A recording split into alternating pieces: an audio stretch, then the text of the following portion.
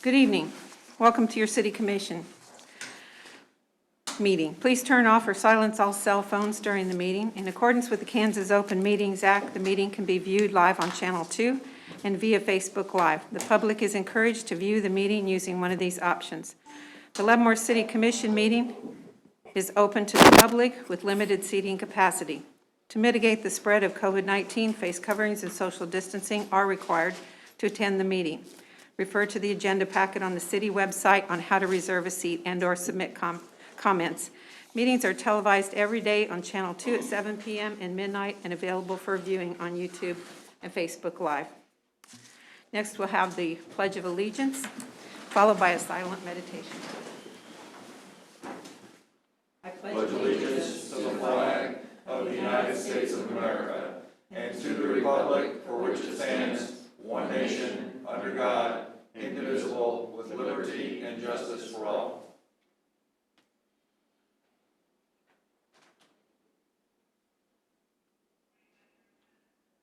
Amen.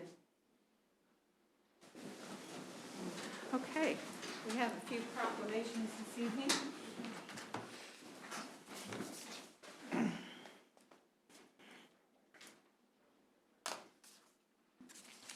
Mr. Krondak.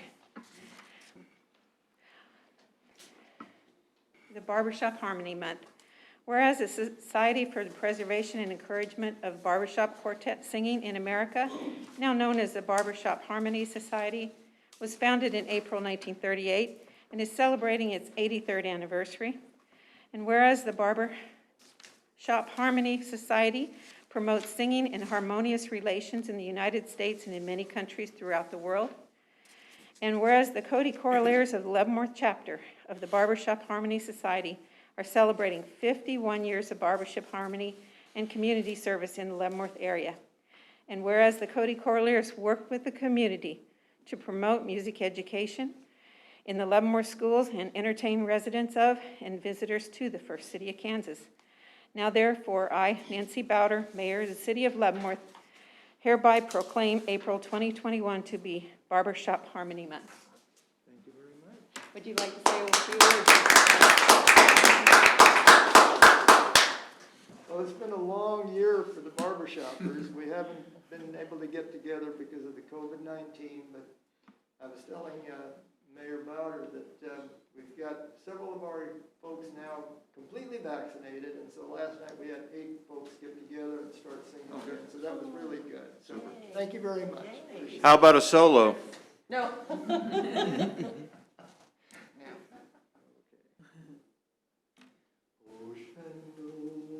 I long to see you away, you rolling river.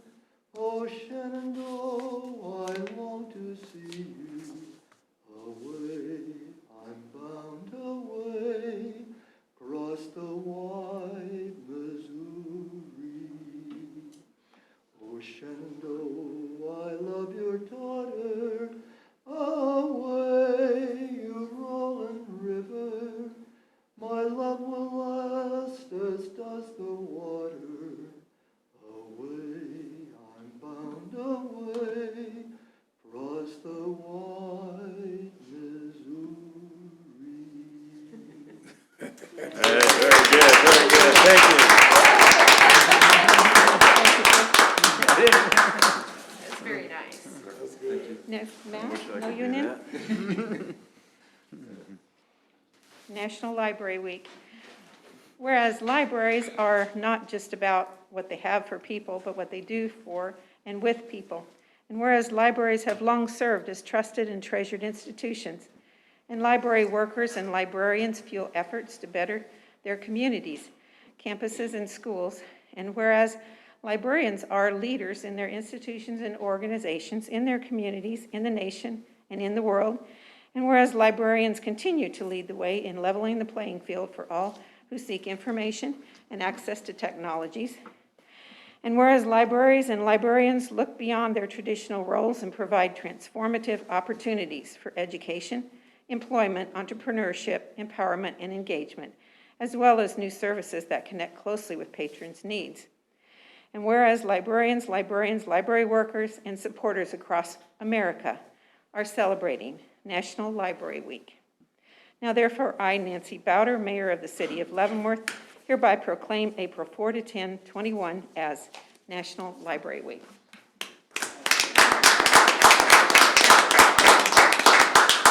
I'd like to thank the mayor and the city commissioners. I know you've been doing these regularly. We really appreciate it. To give you just a brief update, our circulation in March was twice what it was in February. People are starting to come into the library more often and use more services. Today, our children's story hour, we had a full 15 people in there, which was the maximum capacity. So it's slowly but surely building. We don't expect anytime soon to get back to the pre-COVID levels of business, but there's no signs that it's stagnating. It's steadily growing. So we really appreciate this. Look forward to sharing information with you. Our summer reading events are being planned. We're going to have them in a park because we can't accommodate the number of kids that come to those in our building yet. And hopefully if the numbers and everything will keep going down, everybody will get healthier, and we'll be as back to full normal as we can get as soon as possible. So thank you all very much. How about a solo? If you don't mind Judas Priest.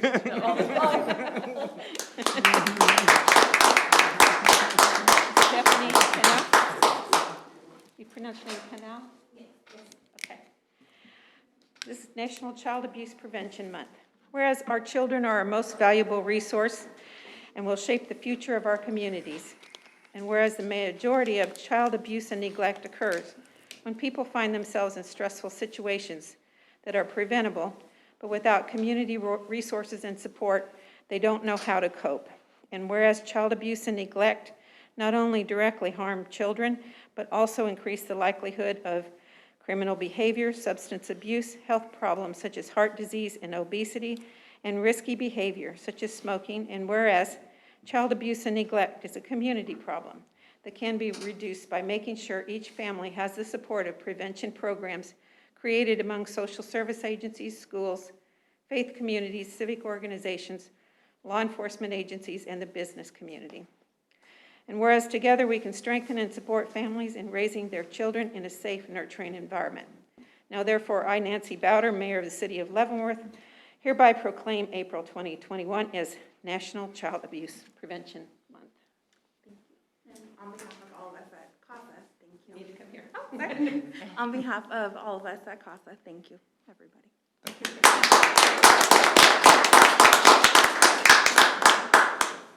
Pat Tooley.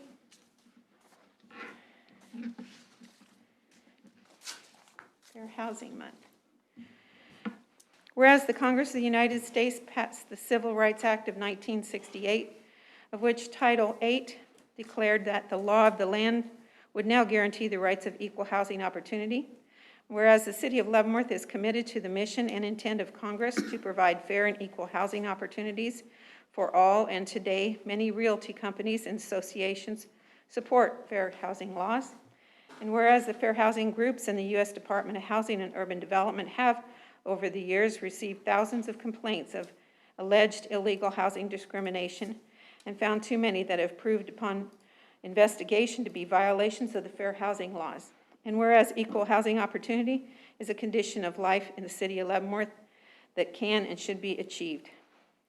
Now therefore, I, Nancy Bowder, Mayor of the City of Leavenworth, hereby proclaim April 2021 to be Fair Housing Month. Thank you, ma'am. Just wanted to say that the Leavenworth Housing Authority appreciates all of the support that we get from you guys, so we appreciate you very much. Thank you.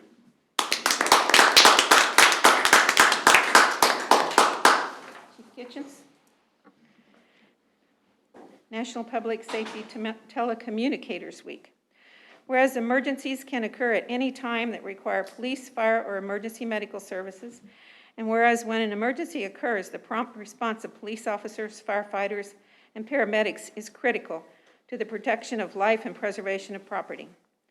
And whereas the safety of our police officers and firefighters is dependent upon the quality and accuracy of information obtained from citizens who telephone the Leavenworth Police Fire Communication Center, and whereas public safety dispatchers are the single vital link for our police officers and firefighters by monitoring their activities, by radio, providing them information and ensuring their safety. And whereas the public safety dispatchers of the Leavenworth Police Department have contributed substantially to the apprehension of criminals, suppression of fires, and treatment of patients. And whereas each dispatcher has exhibited compassion, understanding, and professionalism during the performance of their job in the past year. Now therefore, I, Nancy Bowder, Mayor of the City of Leavenworth, hereby proclaim April 11th through 17, 2021 as National Public Safety Telecommunicators Week.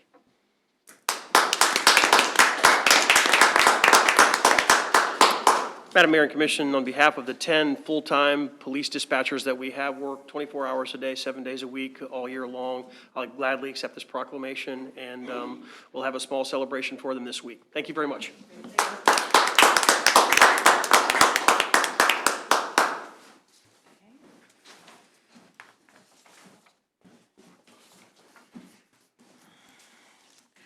Okay, next on the agenda, old business, consideration of previous meeting minutes.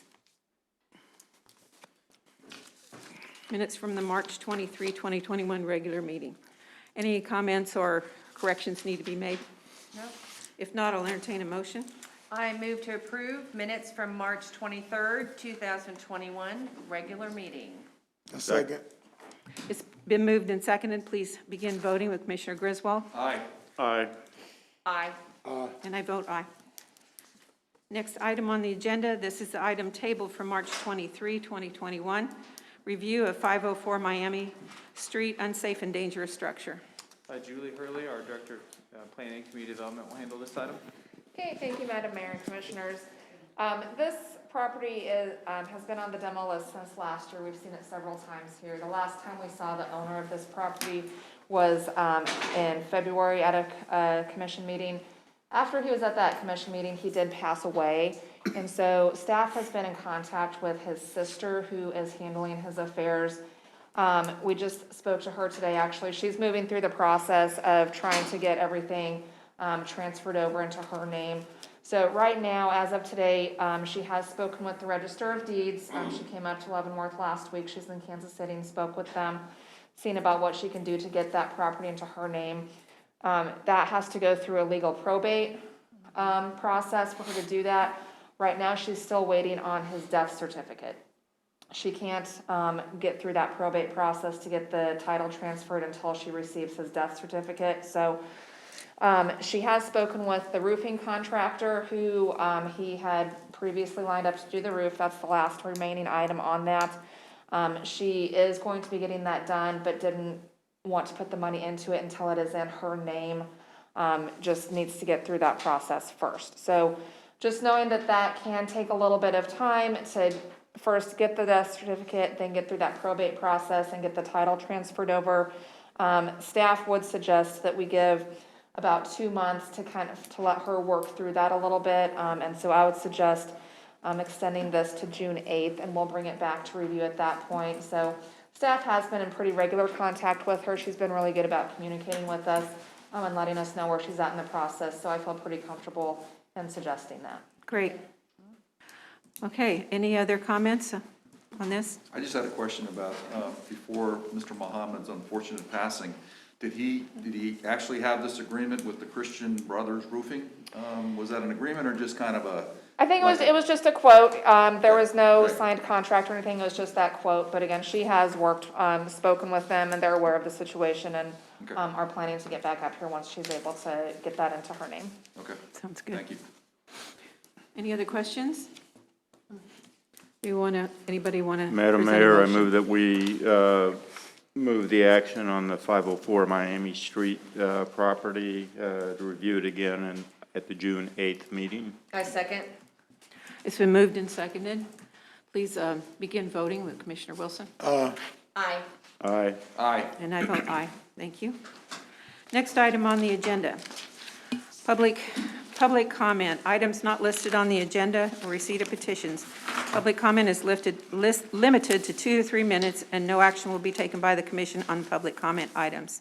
And please state your name and address. Who would like to come and speak? Yes, sir.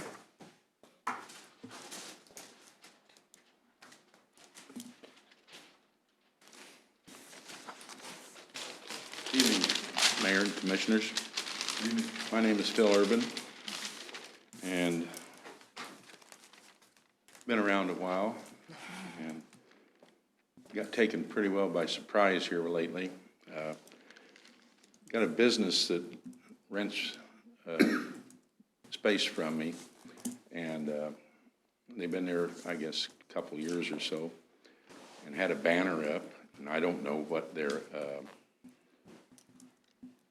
whether they got a permit or whether they didn't, but then I put another business in another building right next to them, and they put a banner up, so that must have caught somebody's eye or something. Anyway, I got a letter that those banners had to come down. So I told them, and I said, you guys need to go over and get permit to get a sign. And so I had one of them inform me that we can't get a sign because we're residential. And I said, no, that can't be. That's got to be a mix-up. So I came over to City Hall and went up to planning and zoning, talked to Julie, and said, yeah. And I'm assuming over the past 65 years that we've owned the property, that it was probably, if somebody needed a sign, I'm assuming, and assumptions can get you in trouble, but I'm assuming that someone may have come over and said, I need to get a permit for a sign. Yeah, sure, no problem. You pay for the permit and away you go. Because probably whoever they were dealing with here assumed everything was commercial and no reason to look it up. So, as it being residential, we got a little bit of a problem there. So, talking to Julie, she had informed me that zoning, across the board zoning to clean things up in the city where you've got some hit and miss because it's an old city, was going to be sent to the Planning Commission to do a study on, see what they needed to do in May. So I thought it was best to come up and inform you all to request that they look maybe at this piece of property. And I've got some handouts here I'd like to hand out. if that's Okay, all right. just give them to Ms. Williamson here and she'll get them to us. What do you need, about 7 of them? Yeah. I think that should be the right number. Yeah. So anyway, that was kind of the eye-opening surprise that I wasn't ready for. That never had come up. Thank you. Now, if you see there where I drew an X with a pen, that's my building. And I'm surrounded on both sides. Now, just north of me on 5th is the beauty shop and what have you, their zone. If you look from 5th Street over to 4th Street on Miami, on the north side are the Catholic services, and then there's 2 narrower lines. Those are 2 shotgun houses. And then Denny's Produce, those are zoned. And of course, across the street from me, Butler's and the Leavenworth Times and that whole square block zone. But I'm zoned to the south of me, to the north. I'm completely surrounded with commercial zoning. And how this ever took place, I don't know. But I was also told that it's probably been back in the 70s since there was any major rezoning, you know, to look at the whole program and see if we needed to clean things up. So what I'm asking you all tonight is to maybe request the planning board to look at this piece of property and put it up on their cleanup list that it should be commercial, you know. In fact, they just painted city just painted all new white parking lines for me like you do in the commercial area. And if it's not going to get changed to commercial, take your lines back out. Okay, But all kidding aside, I would appreciate it if you can look into that. okay. And like I said, it's the darndest thing I ever saw. It just Yeah, really. floored me. I'm arguing with my tenants going, oh, you're out of your mind, you know, this can't be residential. So anyway. Thank you, yeah. And another one, and I'm not here in their behalf, but just to the south of me, where the Oriental Buffet is. Right. that half a block is all commercial, except them right there on the corner. It looks like they're residential, and so you might want to clean them up while you're at it. I don't know how much cleaning up you want to do on the zoning, but I do know this is an old city, and there's been spot zoning over the years, and weird things happen that you can't speak for from in the past. So anyway, I would appreciate it if the planning board could hear about this, and if somebody could let me know when it takes place, so that I want to be involved in it if I could. Okay? Thank you very much for bringing Thank you this for your forward. time. Mr. Urban. Appreciate it. Good seeing you, Phil. Good seeing you. Are there any other comments from the citizens? Yes, sir.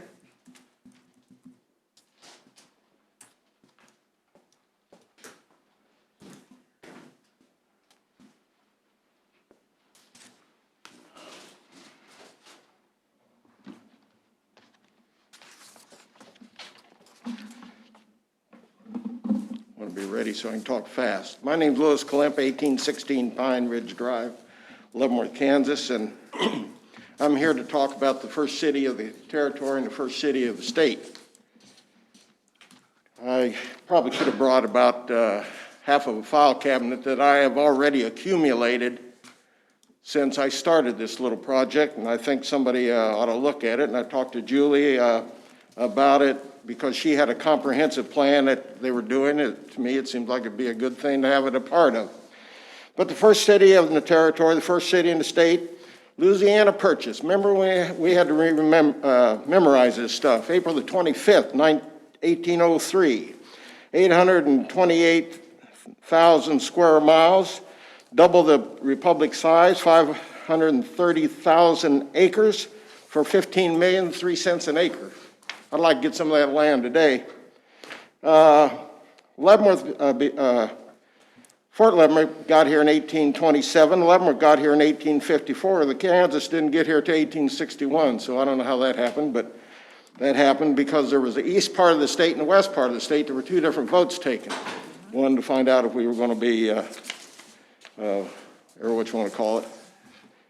I feel the state, the feds, the county, the Leavenworth, and I got a meeting with the county tomorrow, and I'm going to meet with the other cities, and all of the museums, and there's a whole list of museums. I don't know how many museums we got, and it's a shame that we don't focus on something that could really be beneficial. But I had about 10 museums, and in 3 minutes you can't talk about them, so it's not a big deal. But there was an article in the paper written by Mr. Urban, not this Urban here. It was Michael Urban, I believe. I see the city with its forgotten past has so much potential to be a greater attraction than our neighboring cities.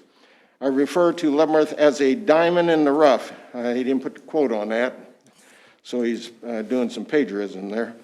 This period was actually when the actual Wild West began.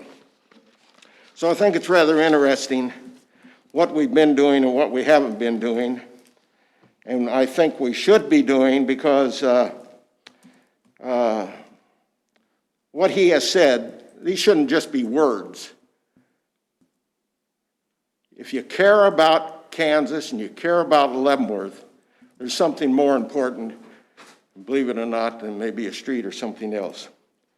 Okay, they're going to be closing the federal pen sometime because they're going to build a new pen. So the federal pen will be closed, and I'm sure, hopefully, they're going to turn it into a museum, partially museum, other training facilities, because whenever you were told in a movie you're going to Leavenworth, it was either Fort Leavenworth or the federal pen. You never said you were going to Alcatraz, but Alcatraz had 1.3 million visitors the last 3 years. Fort Leavenworth Museum, it's basically closed down, will always be closed down. Will never improve. Good museum, but it will never improve. People don't want to go down, sign in, to go in to see the museum, and you don't know whether it's open. Right now it isn't. So I think it's something that the city needs to look into. And the last subject matter, I want to congratulate the city manager. I gave him this book. And in here, there was a little article that said, who in the hell is Fred Harvey? Everybody know who Fred Harvey is? Harvey House. He's international. He's Yes. not just a little guy out there doing nothing. If you read his history, his grandson helped start TWA. Big family going on. Well, there's 444 pages here, and your city manager read it, and I think that's very admirable. And I'm in the process of reading it. It took him 6 days, it'd take me 6 years, and that means I got 13 more years to live after that, because I'm gonna die at 101. So I would really appreciate if somebody in the city, because I've already talked to one of the legislators, that if somebody in the city would say, you know, maybe this is a good idea. I passed on to a past city manager a big pile of documentation on the steamship Arabia. About 6 months, a year later, I came back and I said, well, where are we going with the steam? Well, there wasn't any collateral. Everybody been to the steamship Arabia here? If you haven't been there, you need to make a trip down there. If they're in the millions and millions of dollars worth of collateral and they got 2 ships they want to bring up, and they know where 11 more are, but they're looking for a place, been looking for a place for a long time, and I could show you a spot. Last item. Who knows about the Wolf Cooler Bank? Nobody? Yes, Oh, my God. yes, because I was going to paint a Well, mural down there. Clemps had $85,000 in the Wolf Cooler Bank. In 1929, they lost it all. But that was a good deal. I didn't want to be in the furniture business anyway. I preferred to go fly. So I wrote my sister a check for $5,000 on the Wolf Cooler Bank, and this would have been 1929. But I just wrote it to her, and she said she couldn't cash it. I don't know why. 1929. Money just wasn't there. So I would appreciate somebody thinking that maybe this is a good idea. Thank you. Look into the steamship Arabia, the federal pen, let's be ready when the fort closes down their museum permanently, and we've got some way to take in those artifacts. Appreciate it. Sorry I took over 3 minutes. Thank you, sir. Appreciate you coming. Thank you, Mr. Clem. Okay, any other citizen comments today? Seeing none, we'll move on. Thank you, guys. General items. Consider removal of special assessments for 306 Kickapoo 2018 demolition. Julie? Okay, thank you, Madam Mayor and Commissioners. In 2018, when we were going through our demolition process, this property at 306 Kickapoo was identified as being eligible for demolition. In talking with the owners, they wanted it to be demolished, they just didn't have the funds at the time to do it. And so we agreed to do what we call a voluntary demolition, where the owner signs a lien agreement giving the city permission to take down the property, and then agreeing that the cost of that demolition will be assessed against the property as a lien. So we went through that process, it got taken down, they signed the lien agreement, it got filed. It just inadvertently got filed as a special assessment instead of a lien. And so what that means is that it's been sitting over there accruing interest at the county when it really should not have been filed as a special assessment. A lien does not accrue interest. So we just need to have that special assessment removed. We've had the owner sign a new lien statement for the cost. We will refile it as a lien once we get the special assessment removed. Sounds good? Yeah.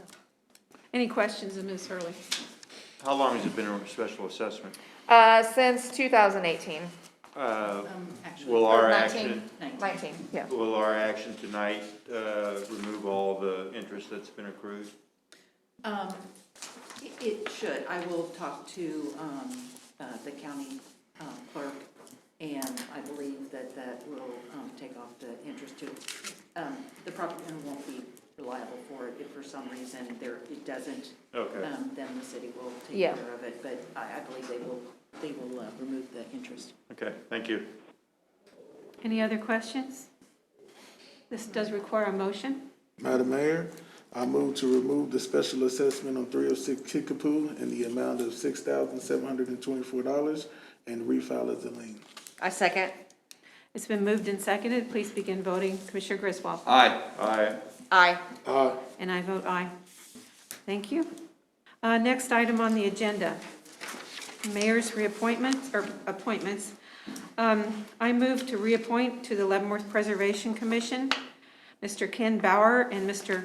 Rick Jackson to terms ending April 15, 2024. Second. It's been moved and seconded. Please begin voting. Commissioner Wilson. Aye. Aye. Aye. Aye. And I vote aye. Thank you. Next item on the agenda, resolutions. Resolution B 2279, Community Development Block Grant Annual Action Plan.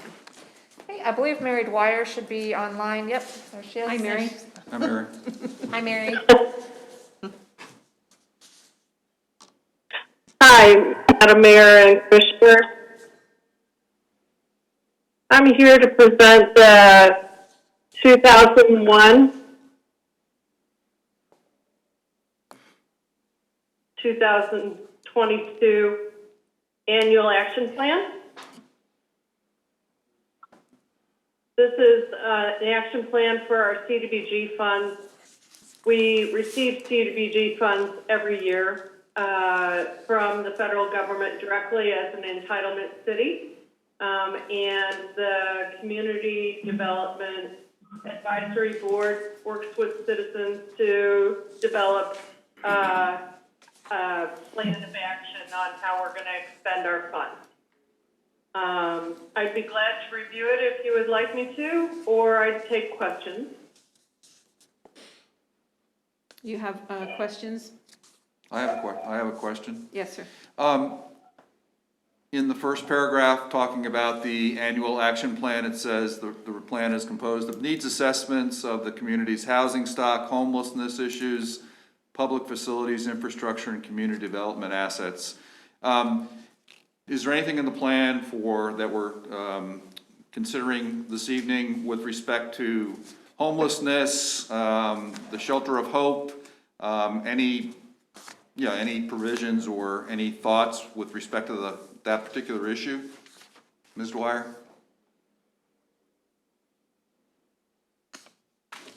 The Shelter of Hope is funded as one of our public service agencies. For us to fund them in CDBG funds, they have to go in that category. So we have funded them this year with some funds from that category. That category is limited to 15% of our total grants received. But we do get funds from other sources. This year we got CARES Act funds that we have been using with the Shelter of Hope. We funded rent and utility assistance for both their members who were leaving the shelter and for community members. A warming station for people who were staying at the shelter. We found that they could only accommodate 12 people in their day center due to COVID constraints. So we partnered together to rent a church down the way and provide more spacing for warming for people who needed a place to go during the day. So right now, that's what we've got. We've also extended the opportunity for the Shelter of Hope to apply through the Emergency Solutions Grant. That's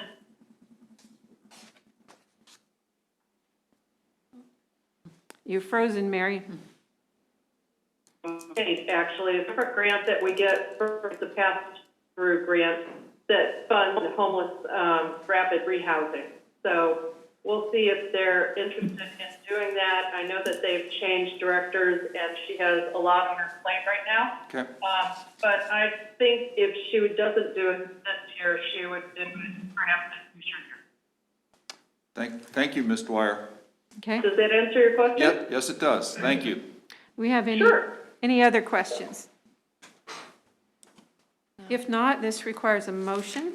I move to approve Resolution B-2279, Community Development Block Grant Annual Action Plan. Second. It's been moved and seconded. Please begin voting. Commissioner Wilson. Aye. Aye. Aye. Aye. And I vote aye. Thank you. Thank you, Mary. Appreciate it. Ms. Dwyer? Thank you.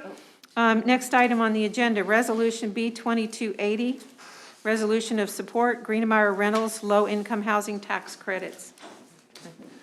Madam Mayor and Commission, I'll start on this one, and then I'll introduce Mr. Jeremy Greenemeyer, whose property is up for consideration tonight for a resolution of support. Okay.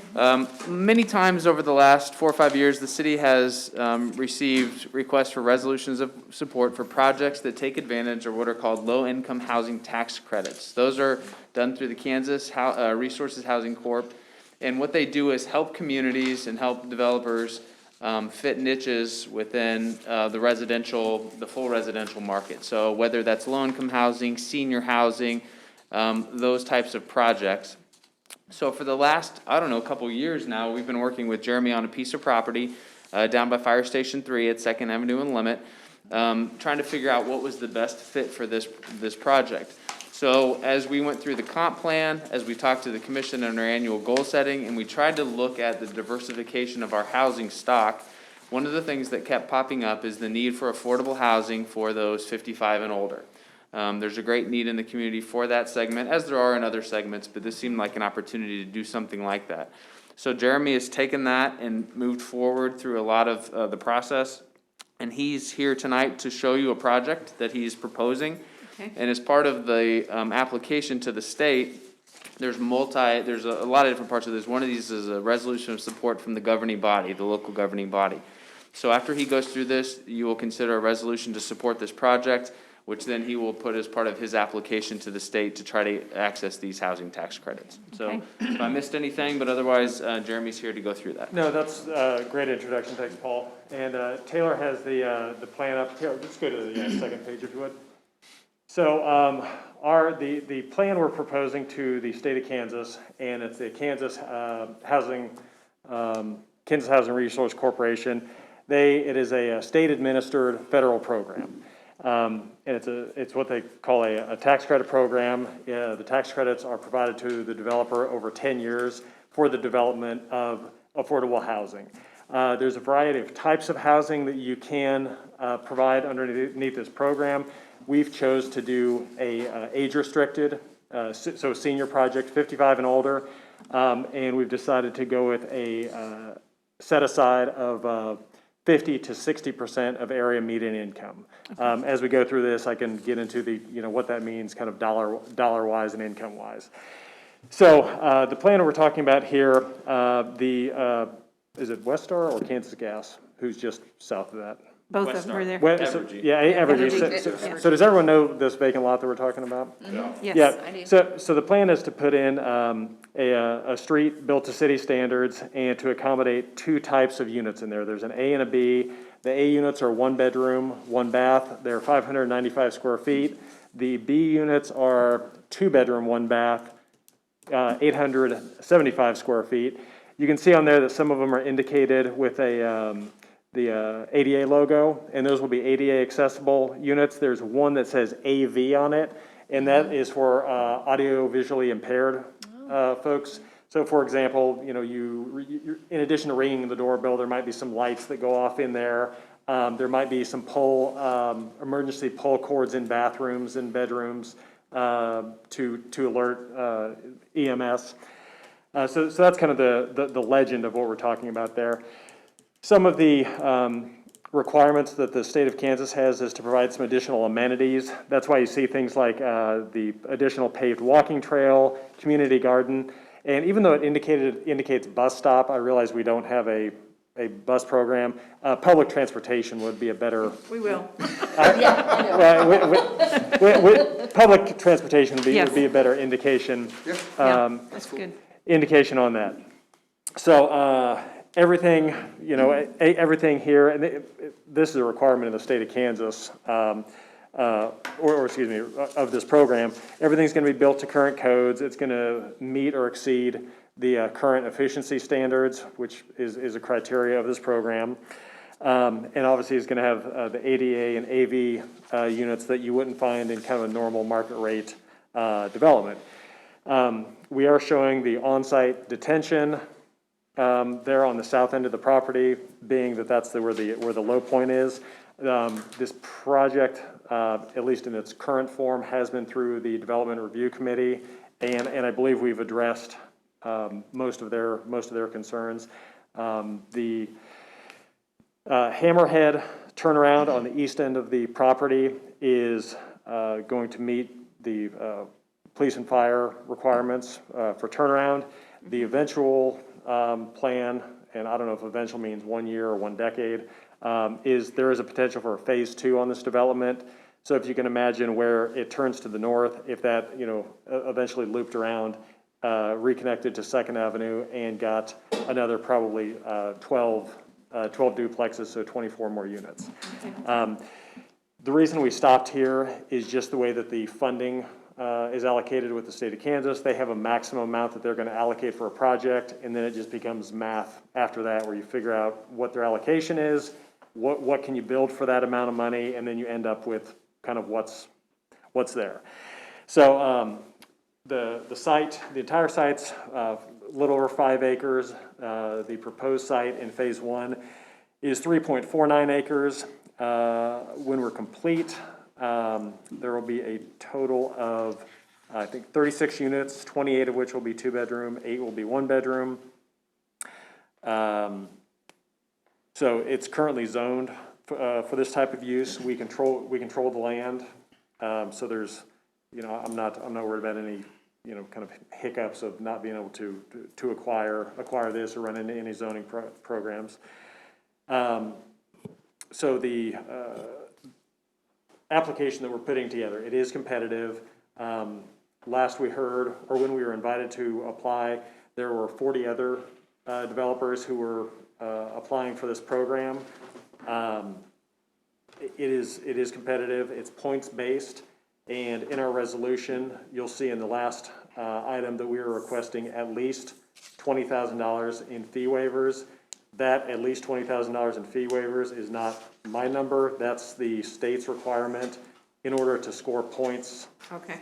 you've got to get over that $20,000 threshold. I will gladly accept more than $20,000 in fee waivers, but we just put that in there as kind of the minimum to score more points, to kind of move our application up or down the award threshold. Makes sense.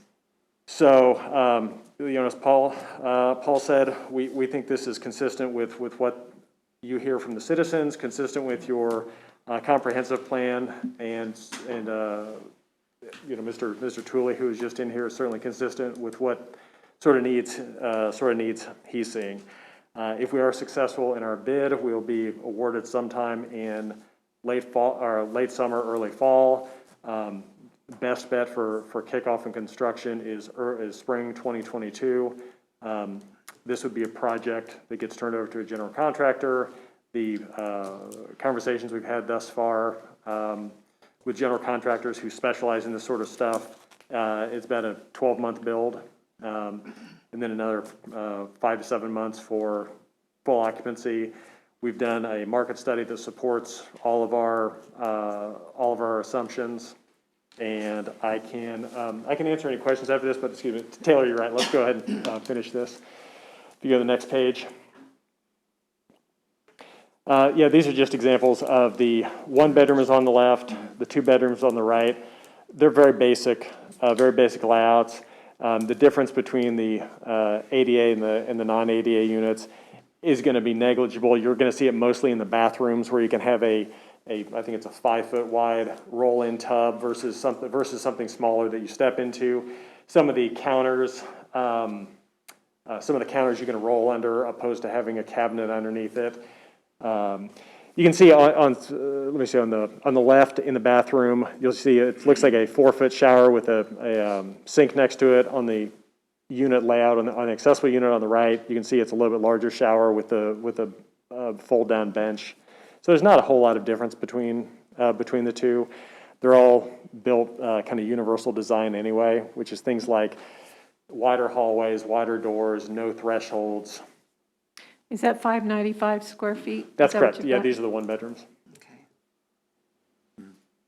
Do you have any idea approximately what they'll rent for? I have what the max allowable rents are. Okay. The market study that we did not support the maximum amount. It supported something, $25, $50 south of each of these.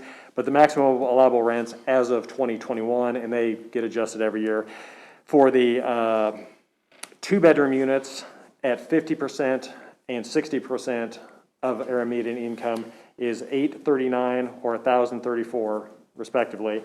And then for the one-bedroom, it's $702 or to $865. And that includes all utilities, all expenses except electricity. Okay. Okay. Is it electric or gas heat? It's all electric. I do have the city has their allowances for tenant utilities in here. And I think for a one-bedroom, they allow or expect electricity to be about, looks like probably $80 a month for a one-bedroom. That makes sense. I have a question. Yes. On this program, that you apply for through the state, is the ADA and then the AV, is that something within the program? Yes, or- there is a requirement that, and I forget what the percentages are. We are at or beyond what the requirements are. I think I think for the AV, you have to have at least 5% of units, which obviously you can't have, less than one, so that's why we ended up with one. And on the ADA, I think it might be 10%, so 10% of 36 is 3.6, so that's how we ended up with 4. Okay, and then, like you said, if everything works out well, you start spring 2022, how long does that take to? 12 months is what I've been told would be the build time. 12 months, okay. Is there any other storage other than what's right there on that? No, For there's not. okay.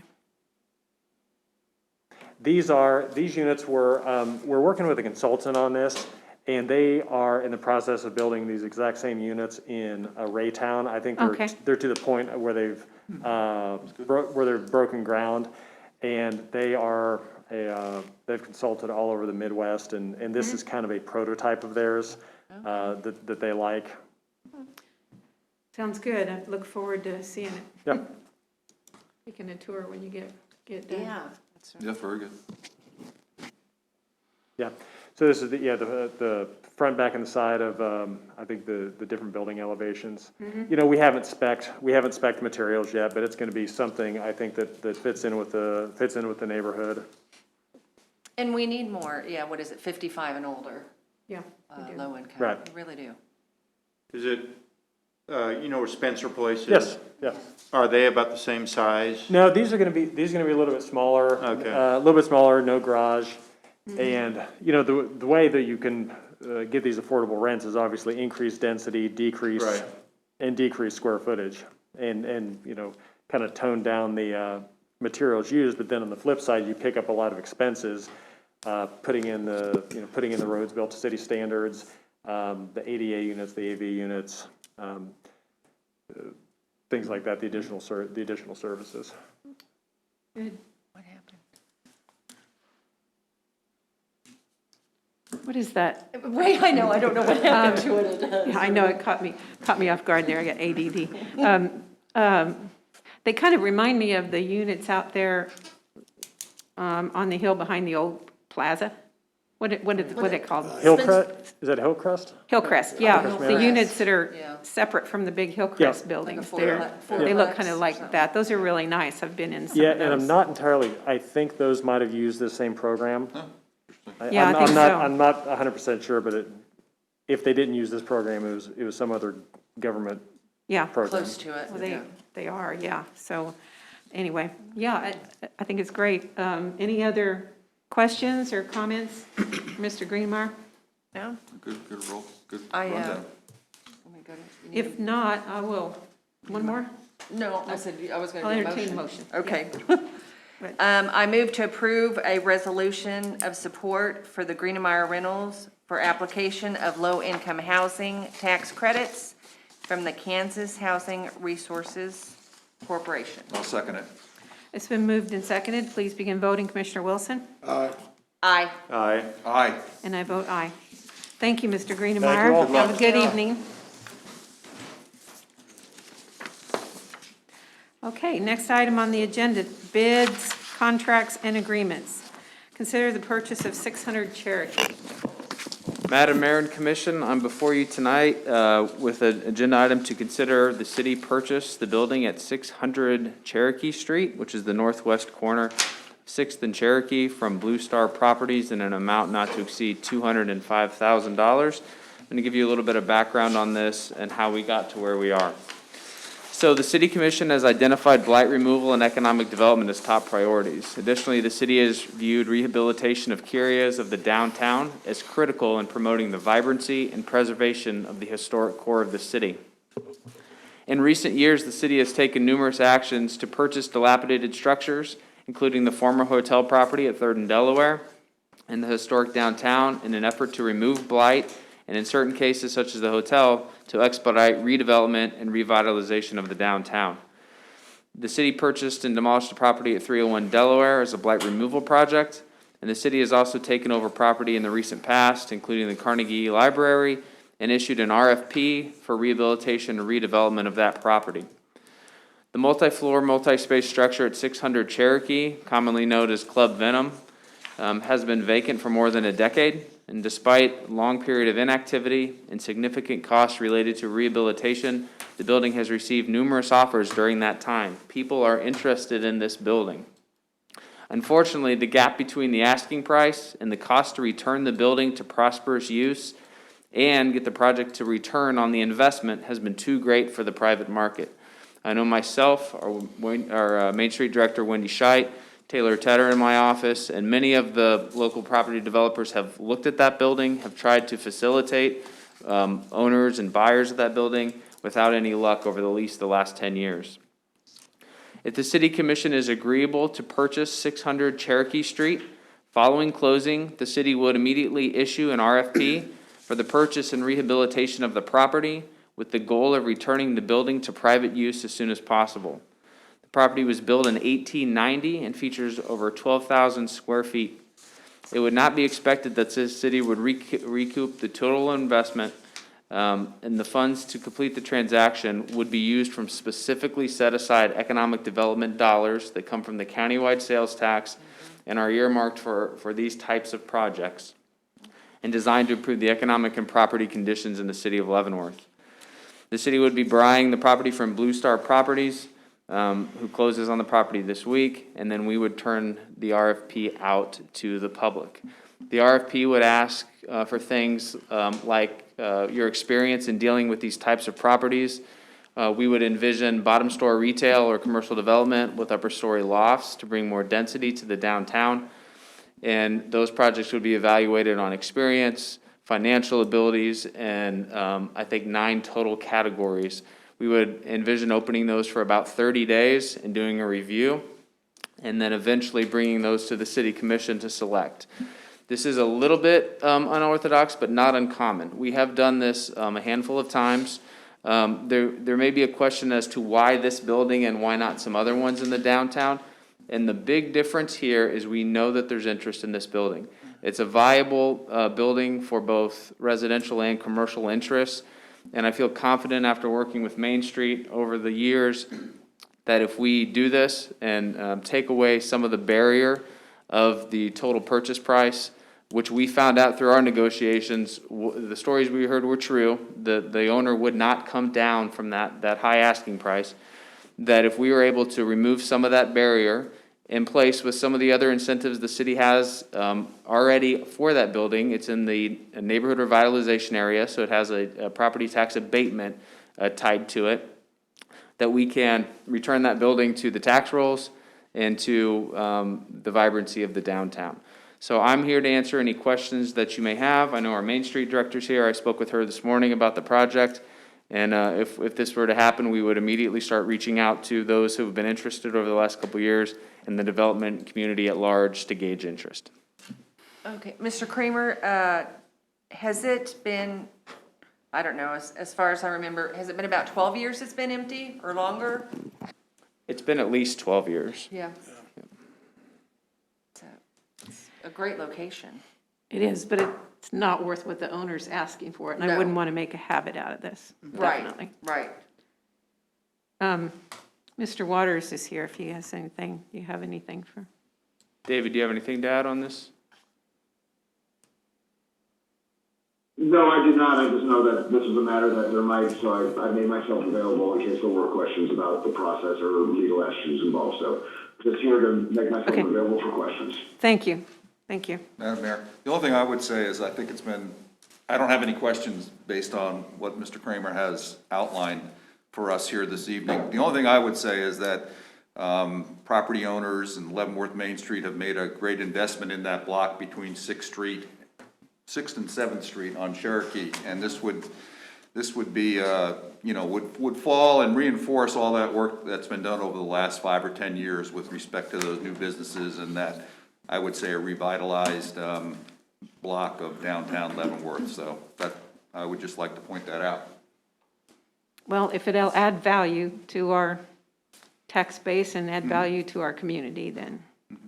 Mr. Kramer, how far north does that building go? Does it go up to the alley? Yes, it goes to the alley. I've spoken to a couple developers over the years who believe you could get 3 tenants in there in the bottom floor. Yeah. One on the north side and then 2 potentially on the Cherokee side. Is that correct, Wendy? And then upstairs too, or? Right, and there's great potential. There's also been a number of building condition reports done by people who have done their due diligence and come close to closing on the property. So we have a pretty good idea that there's of the significance of the costs involved in rehabilitation. And again, it's not an area all the time where government jumps in, but sometimes the private market says it doesn't make sense. And then so we have these dollars to help fill that gap. Okay. Any other questions on this or concerns? Well, just for the public's sake, when was the last time we did this before? So the last time we did something the most similar was when we bought the hotel, the former Knights Inn, for well over $400,000 out of foreclosure. And then the city issued an RFP, and we opened it to hotel developers. And we did the same thing. We looked for your experience in working in these type of situations, your financial abilities. And I would note that it is the full expectation of the city that our contract will have performance standards, penalties, and eventually potentially property reverting back to the city if there's no action. Now, we hope we would select a developer where that wouldn't come into play, but I've spoken with our city attorney, and we believe that any contract we enter into will protect the city's interests. Okay. Mr. Kramer, didn't we did something similar with the Carnegie building, obviously. It came back into our hands, but we put it out for RFPs, and people, a couple entities did bring proposals to us, did they not? Right, and that one, the way it's similar to this building is that we didn't limit it to hotel developers like we did the old hotel site. We said, we're open to any suggestions, and we saw a wedding venue proposal, we saw loft proposals, we saw a number of proposals, and that's what I would anticipate on this. There's no parameters about the use, but we will evaluate it based on proposed use. And didn't we buy the dilapidated property at 3rd and Delaware that was falling down? Right, and that one we built with the idea going in that we were going to tear down that structure. Right. The structure was beyond saving, Yeah. and was a blight removal project. Right, okay. Okay, any other questions or comments? If not, go ahead. No, I don't have any other comments. I'm ready to make a motion. Yes, sir. If it's time to do that. I move to approve the purchase of 600 Cherokee Street from the Blue Star Properties LLC in the amount of $205,500 and authorize the mayor to execute all documents related to the purchase. Second. It's been moved and seconded. Please begin voting, Commissioner Wilson. Aye. Aye. Aye. Aye. And I vote aye. Thank you. All right. Next item. Consider bids for 16th Terrace and Thornton Stormwater Project. Madam Mayor and Commissioner, the next 3 items, I'd like to introduce the city's new Public Works Director, Mr. Brian Faust. Brian lucked out. His first couple weeks, we had no public works items on there. I assured him that's not the normal course of business. And of course, we have our project manager, Mike Steffen here, who is more familiar with all these projects, but Brian, I believe, is up to speed. So I will turn the first project over to him. Great. We're glad to meet you. Well, thank you very much. Good evening, Madam Mayor and Commission. The request this evening is to award the second and third phases of our 2021 stormwater improvement project along 16th Terrace to Lexico in the amount of $694,656.60. Construction was previously completed on Phase 1, which included the installation of a detention basin at the northwest end of 16th Terrace. The project limits for Phase 2 and 3 are shown on the monitor and are attached to the policy report. The project under consideration this evening includes replacement of existing underground piping, rear yard piping and outflow improvements, rock grade control structures, slope stabilization, regrading of existing slopes, and restoration of all disturbed areas with sod seed, and construction of a swale on the property to the north to divert water into the detention facility constructed in Phase 1. These improvements will better control flow and reduce erosion in the area. The project was designed by Water Resource Solutions, and bids were opened on April 7th. The one bid received from Lexico did exceed the engineer's estimate by roughly 10%. However, staff feels there would be no benefit gained by rejecting this bid and rebidding at a later date. While the finished project will address needed stormwater improvements, there will be fairly significant disruptions during construction in the rear yards for residents within the project limits. With Lexico's local roots and past experience, they will be able to successfully navigate these challenges.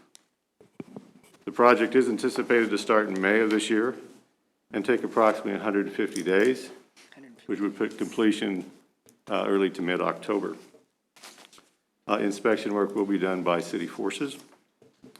Staff does recommend the City Commission award the 2021 Stormwater Improvement Project Phase 2 and 3 to Lexico in the amount of $694,656.60. And Lexico is here this evening, and staff also, to answer any questions that you may have. Any questions? Mr. Kramer, this project will be funded with monies from our stormwater fee structure? Yes, sir. Okay. Yeah, and this is one I've been looking forward to seeing completed, Right. definitely. Mr. Faust or Mr. Kaz or Mr. Stephen, will this be, when this is finished, will that project be completely finished now? I know that we've played with it for a while. This will complete it all. It doesn't cross Vilas though, does it? It does not. It stops at the north end of Vilas. And is there a problem on the south end of Vilas, on the other side? Has there? Down at Limit and like Holman. Right. They already did a project previously there. They rebuilt that took care that of that bridge. problem. According to Mr. McDonald, we haven't done any studies or anything that reflect that there is a continued problem south of Vilas to that other project. So Okay. this should end that corridor. Okay.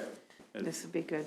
Good. I mean, there's been significant erosion occurring in the homeowners' backyards, right? Yes. Along the course of the stream. Yeah, we've had, City manager, power some of us poles on the commission have been out there in the come last loose. Yeah. few years to see that.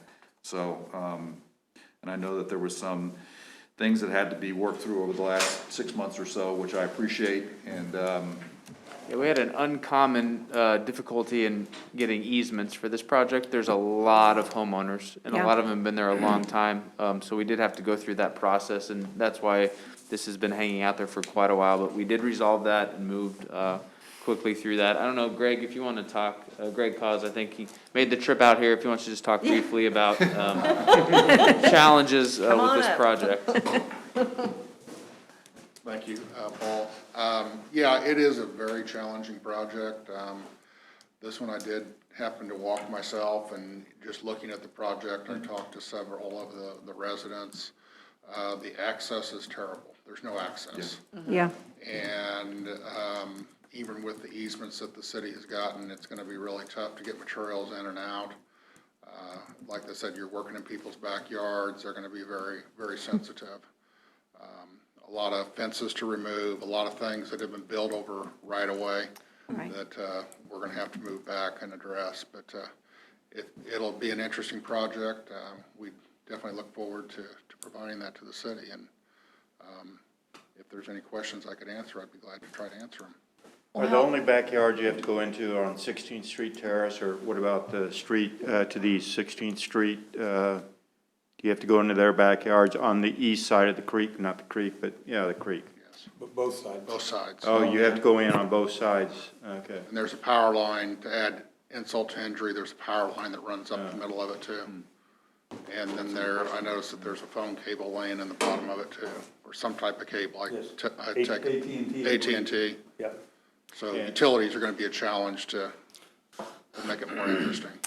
And I know that there's some easement issues. Were they all resolved through negotiation, or did any of them have to go to court? Oh, no, we went to court through the process, yeah. Okay, yeah, but they are resolved. They are resolved. Good. Okay. Good. And how long has this been going on? I mean, this has been years. It's been years. Because I know. actually, and why I know that, because I used to live on that street. I didn't live on the corner, I lived at more of the, no outlet area. But the one house on the corner always had to sandbag. Yeah, well, that was He had a taken double care of in fence. phase one though. That was, Yeah, that was house that, taken care okay, of in yeah, phase one. but you could tell, Right. you can see the erosion over years, so no, it's great that this is gonna get It'll accomplished. be fun to watch. Yeah. Great. Yeah, and for the people that live there, it'll be good that it's not taking that long. It'll be, if you finish up in the fall, that would be good. They won't be sitting on it for years. Yeah.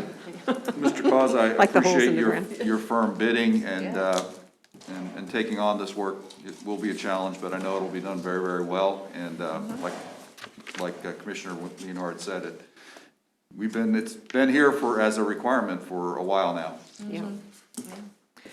Thank you. Anything else? I'm excited. Thank you, Greg. Appreciate Thank it. you, guys. Thank you. Thanks. Okay. With that, I will entertain a motion. Okay, I move to approve, award the 2021 16th Terrace and Thornton Stormwater Improvements Phase 2 and 3 between 16th Terrace and 16th Street to Vila Street in the amount of $694,656.60. Second. It's been moved and seconded. Please begin voting, Commissioner Griswold. Aye. Aye. Aye. I always love the way these bids have 60 cents on the end of them. Yeah. Next item on the agenda, thank you, guys. Next item on the agenda is consider bids for the 2021 pavement management granite seal program. Brian will continue with this item. The request this evening is to award the granite seal component of our 2021 pavement management program to Harbor Construction in the amount of $143,810.68. On February 16th of this year, the City Commission approved a design contract with the Finis for the design of the 2021 pavement management program. The budget allocation for 2021 included funding for a granite seal program that includes the streets highlighted on the monitor. Granite seal is a very effective surface treatment. However, past experience has shown that sealing operations in cul-de-sacs tend to underperform due to the significant turning movements. No kidding. The 2021 program does not include granite seal on cul-de-sacs. Good. City crews are working to patch and crack seal the streets ahead of the granite seal program.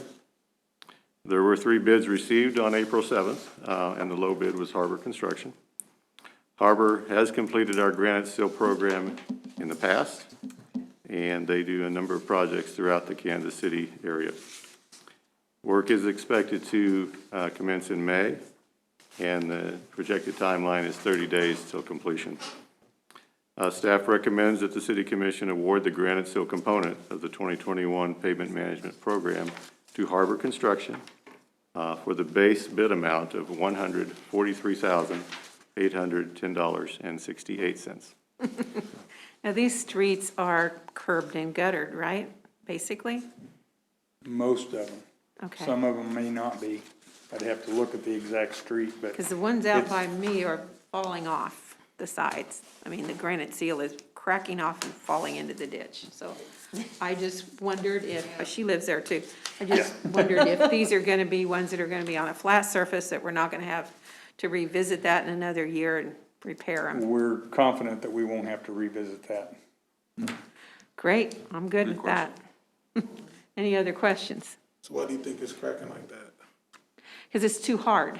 And, you know, the swelling and the, you know, and there's ditches along the side. Okay, yeah. There is no crumbles. curb and gutter, there's just ditches, and it's really, it's very hard, it doesn't have any give to it, and it just cracks off the side when the water runs down, so. I Just did like have a rock. Question. There were some streets that were part of an alternate bid, but can you just give a little rationale as to why we're not recommending moving forward with the additional streets and the alternate bid? What we looked at is a multi-phase program, so we have the granite seal, we have a pressure pave, Okay. we have mill and overlay, and we're looking at the estimates for pressure pave and the mill and overlay. We felt it best to just do the base bid this time to make sure we had enough funding for the others. Good, good, sounds good. That's great. Any other questions? If not, I'll entertain a motion.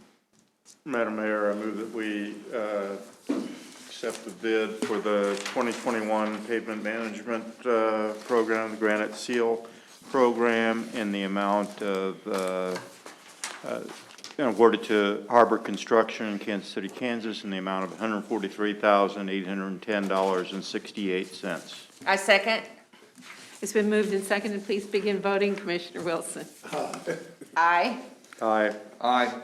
And I vote aye. Thank you, guys, for this. Look forward to seeing that. All right, next item on the agenda, consider change order 1 for 4th and Olive Alley, CDBG sanitary sewer project. The request this evening is to approve contract change order number 1 with Lina Weaver Construction for $21,409. It's related to the 4th and Olive Alley Community Development Block Grant Sanitary Sewer Project. This work is part of an overall plan to replace troubled private sanitary sewer lines with new public sanitary sewer mains. The contract was awarded back in January of 2021 with the amount of $160,760. Construction began on February 1st and was completed on March 12th. During construction, changes were needed to address several items that were identified in the field. While the plan showed the assumed private sanitary line paralleling the alley, when we were digging, we actually found that the private main did veer off and angle away from the alley into the backyards of the abutting properties. With the new public sanitary main in the middle of the alley, the service lines needed to be extended to the actual old alignment found in the field. Change order number 1 includes increased length of service lines and 1 additional service connection, removal and replacement of a chain link fence over the revised location, tree removal over the revised line location, and modifying 1 manhole to address elevation of the main and concrete invert. By addressing these items now, the result is a better public sanitary system, which will result in less private maintenance costs in the future. Funds budgeted in 2021 for the project was $160,670,760. The revised project total with the change order will be $182,169. This project was originally partially funded by CDGB funds in the amount of $100,000. Mary Dwyer, our CD coordinator, has advised that she is able to transfer funds to this project to cover change order number 1 in the amount of $21,409. The staff does recommend the commission approve contract change order number 1 in the amount of $21,409. Well, this definitely needed, this change was needed. Any questions on this? Go ahead, Commissioner President. I was just impressed that you didn't have to close down 4th Street to dig underneath there. Yeah. Because that would have really upset the apple cart. Yeah. Yeah. I saw a lot of equipment deployed there, and I thought, uh-oh, they're going to close it down, but you're able to do it. There's a house west of the alley, north of the alley on the west side of 4th Street that looks as if it's burned out, or was that taken out? Is that going to be taken out as a result of this project, or No. is that a separate issue? No, they're all serviced. There was 2 houses, I believe, been torn down in that area, and then there's I believe it's a blue house right at the corner. That one's being rehabbed by somebody. It's a horrible looking house, yeah. Yeah, it's being rehabbed right now. Oh, it is being rehabbed? That's what Okay. I've been told. Okay, thank you. We've seen some activity there, but. Yeah, I imagine. Okay, thank you. Yes, I have a question. This project of replacing troubled private sanitary sewer lines with new public sanitary sewer lines and structure, we've been doing that, right, for a few years? This is actually the first one we've done, so that's a good point. I'll talk just briefly globally about this. So through her work, Mary Dwyer has noticed that private sanitary sewer lines are huge costs for low-income residents. And so she investigated a little bit more about use of community development block grant dollars. And this specific property, there's not only a private line, but the private line serviced private lines going to the houses. And so you could have backups in your house caused by the other houses. So we were able to use this kind of a pilot program for us, and I think it's going to be really successful, where we took the main that connects to all the houses and turned that into a city line, and then reconnected to all the homes. So we took care of that trunk line, or the connection line in the alley. So it was a really good project, and we'll look at doing it as funds allow in other places in the community. yeah, I'm really glad that we could use block grant funds for this. We have any idea how old that sewer was? No, it's 100 years old. As old as probably some of the houses that are there. And there was a couple houses that shared service lines. All those have been separated. Everybody's responsible for their own service line now, so. Good. I think it'd be a great candidate for Mr. Richmeyer maybe to run a short Yeah. article in the Leavenworth Times, because it is a good news story, so. All right. Any other questions or comments?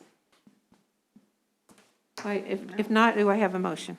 Madam Mayor, I move that we approve the change order number 1 in the amount of $21,409 as related to the 4th and Olive Alley sanitary sewer project. I'll second it. It's been moved and seconded. Please begin voting, Commissioner Wilson. Aye. Aye. Aye. And I vote aye. Thank you all. Thank you, Mr. Faust. Good to meet you. Yeah, Thank you. welcome. Nice to meet you. Okay, next item on the agenda, first consideration ordinances. First consideration ordinance, general obligation bond series 2021A.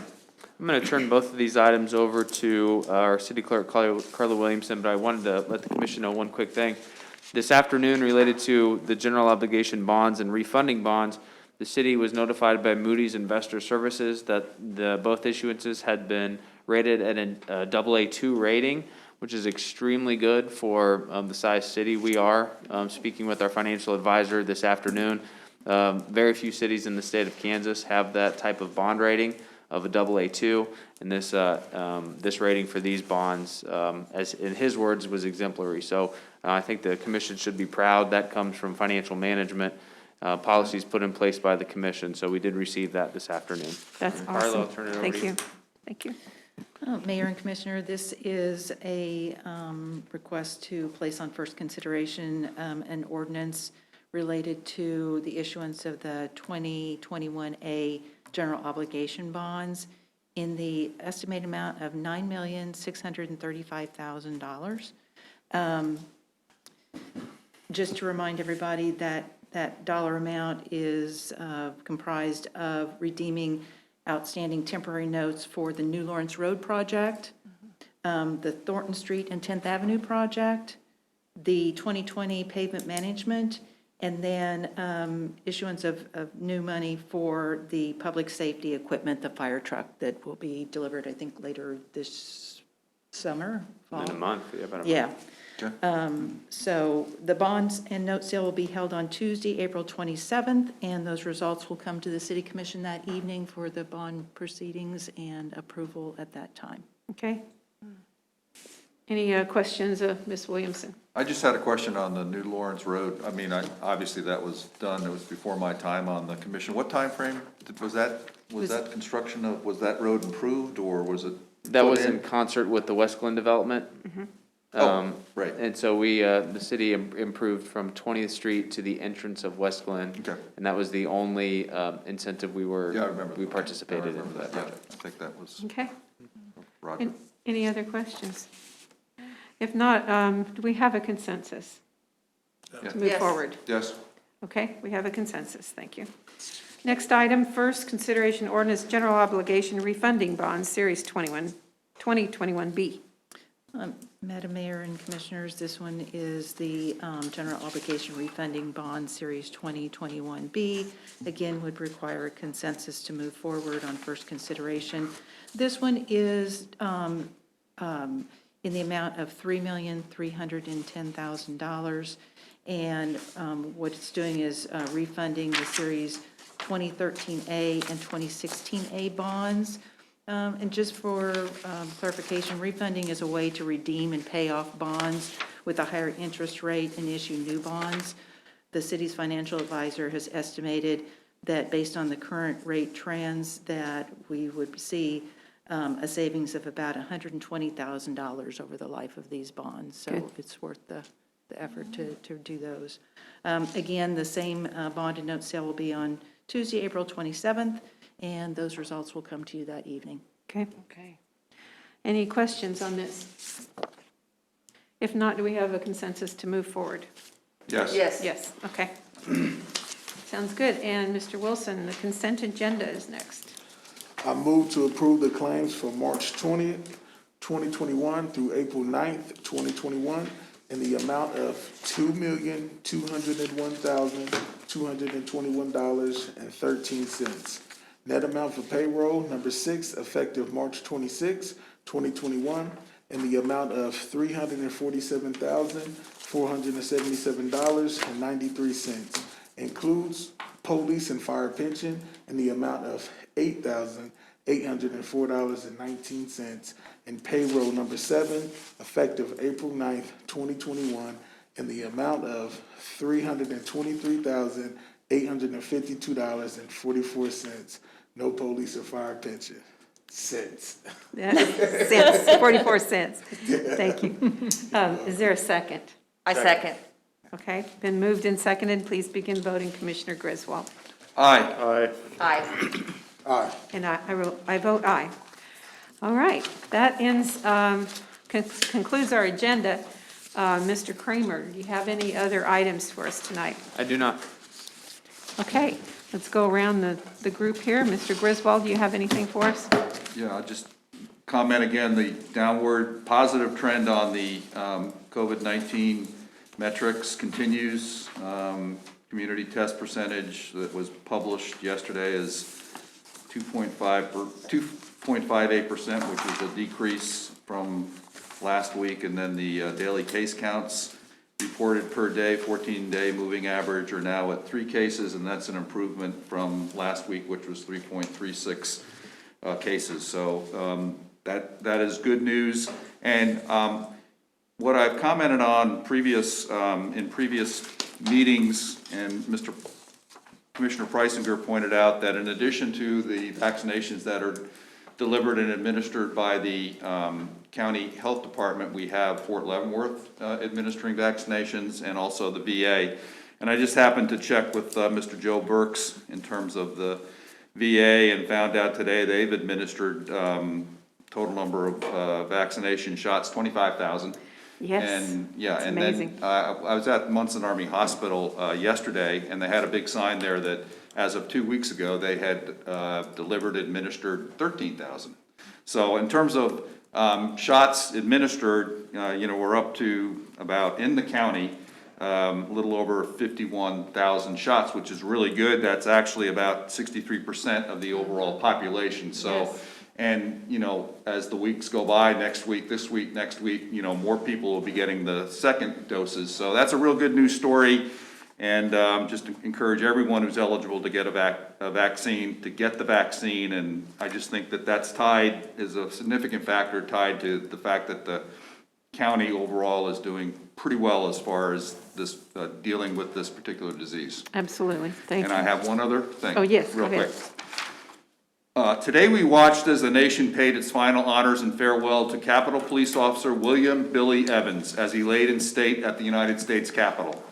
11 days ago, he gave his last full measure of devotion and duty to protecting the United States Capitol, the seat of our nation's democracy. I fervently hope that Officer Evans' memory will live on and that his wife and 2 young children, with the support of their family, community, and our nation, are able in time to heal. Thank you. Okay. You have anything? Just a couple things. I want to thank everyone that participated in the cleanup over the last weekend. I know my wife and I worked partially on 3 different days. We did 18th Street from Ridge north to Lecompton, and then Lecompton from basically the Medical Lodge to 20th Street. We collected 20 bags and a little over 700 pounds of trash. I mean, it's still unbelievable to me that the way people throw things out and things that they throw out. And a couple of places we had cleaned and we walked back that way 30 minutes later and there was more trash. People, it's horrible in my opinion, but it was a great weekend for all that did participate. And I'd like to give some kudos to Mayor Bowder. I think many of us know, and maybe she'll talk about it. She was instrumental. She championed the program she has for the last 3 or 4 years to get some public transportation in town. And now we have something and have something going. And I think most of it's due to Mayor Bowder's emphasis on it. And she fought hard and has championed it for at least the last 6 years that I know Yes, of. at least, yes. So, please tell us more. Thank you. Congratulations. Thank you. Well, it's really because of the city and what they're doing, but we'll have more information. We're going to have it on a study session. And we did get approved for funding from the state. So we'll be talking about it more at a study session in more detail. And hopefully we can get this started this fall or winter. So anyway, thank you so much. Yeah, the only thing I have, I helped with the spring cleanup with St. Joseph Parish. There was just 6 of us, but we did it on Saturday. It was misting a little bit, took us a couple hours. I talked to Melissa Bauer tonight, and originally we had like 500 and some participants, but they reached out to the University of St. Mary, and I think we had about 700 and some people that helped out. Awesome, that's good. So, no, I just want to thank everyone that helped in each organization and families and friends. So, that's it. I'm just excited about the transportation. Yeah. Yes. The only thing I have is, my son lives in Minneapolis, and it breaks my heart to see what's happening up there and elsewhere. I mean, it's just, I don't know what the problem is. I just don't even know what to say. It's heartbreaking. And he is right, he works right down the street from where George Floyd was killed. And it's, there are protests going on, and please say a prayer for our country, that we make it safer, that we make it better for everyone, and that we improve our processes and our training. I think we're doing a great job here, but other places aren't. So I don't want to see any more of that. Sure. So anyway, I don't have anything else this evening, so thank you all very much. And okay. So we have a motion to adjourn. Do I have to do that? So moved. Second. All those in favor? We are adjourned. We got it. I kind of lost it there at the very end. It's okay.